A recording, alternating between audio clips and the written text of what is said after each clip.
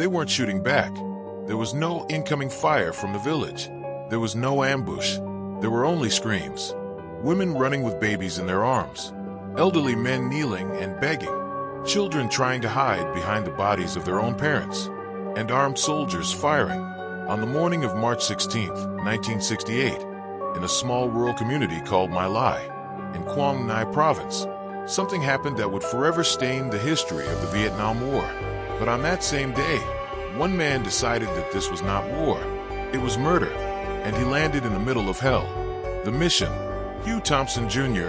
was 24 years old, the son of a simple family from the southern United States, an Army helicopter pilot.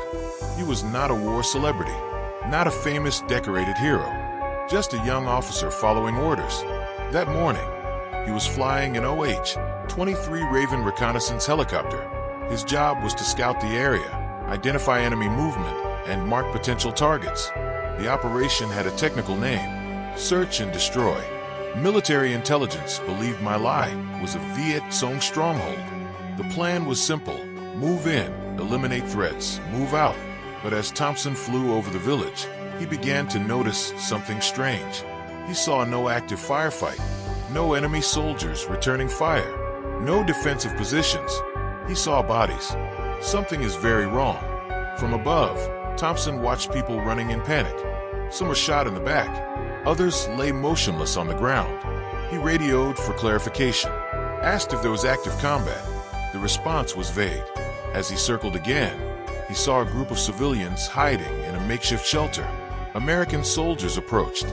Minutes later, gunfire. When he returned, the shelter was silent. Everyone inside was dead. There were no weapons nearby. There had been no resistance. Slowly, the reality formed in Thompson's mind. This was not a battle. It was a massacre. The ditch. Then he saw something he would never forget. A drainage ditch. Inside it, dozens of bodies piled together. Men, women, children. Some were still moving. He landed near the site and saw soldiers firing directly at unarmed civilians. A wounded child tried to crawl out from the pile of corpses. A soldier aimed his rifle. Thompson shouted over the intercom. This had to stop. The decision. At that moment, Hugh Thompson did something unthinkable. He landed his helicopter between American soldiers and a group of civilians trying to hide.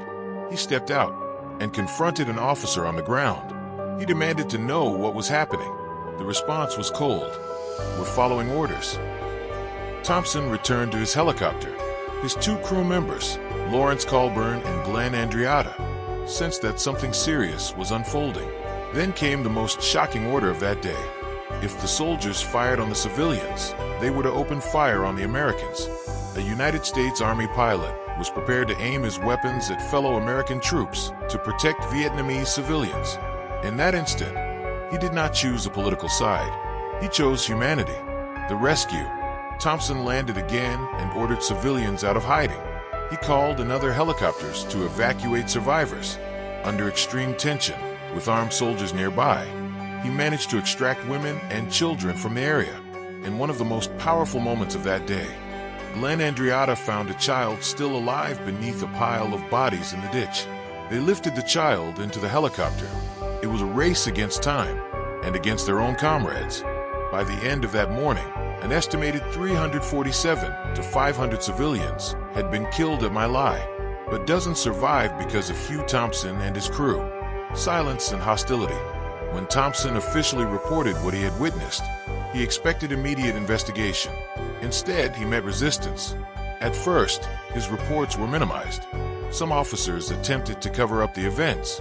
When the massacre became public months later, the country was already deeply divided. The war was increasingly unpopular. The scandal made it worse. And Thompson, many saw him as a traitor. He received threats. He was called an enemy. He was accused of exaggerating. In America in the late 1960s, questioning soldiers' actions during wartime was not widely seen as heroism. It was seen as betrayal. Years later, the My Lai massacre became one of the darkest chapters of the Vietnam War. Investigations followed. Only one officer, William Calley, was convicted, and he ultimately served house arrest. But Hugh Thompson's story took decades to receive recognition. Only in 1998, 30 years later, he and his crew were awarded the Soldier's Medal, one of the highest honors for heroism outside direct combat with the enemy. Years later, during a visit to My Lai, Thompson met survivors. He wept. They embraced him. An American soldier once hated at home was thanked in the very country where few expected gratitude. The weight of conscience. Hugh Thompson never considered himself a hero. He said he simply did what was right. But what is right in the middle of war? In an environment ruled by fear, hatred, and dehumanization? My Lai revealed the worst war can produce. But it also revealed something rare. Even in the middle of barbarity, someone can choose not to participate. Someone can say no. Someone can land in hell and try to put out the flames. Epilogue. Hugh Thompson Jr. died in 2006. Today, he is remembered not for how many enemies he defeated, but for how many lives he saved. In the Vietnam War, there were bloody battles, failed strategies, and controversial political decisions. But on March 16, 1968, in My Lai, history recorded something different. A 24-year-old pilot proved that courage is not only advancing under enemy fire. Sometimes, it is turning the weapon in the opposite direction and protecting those who cannot defend themselves.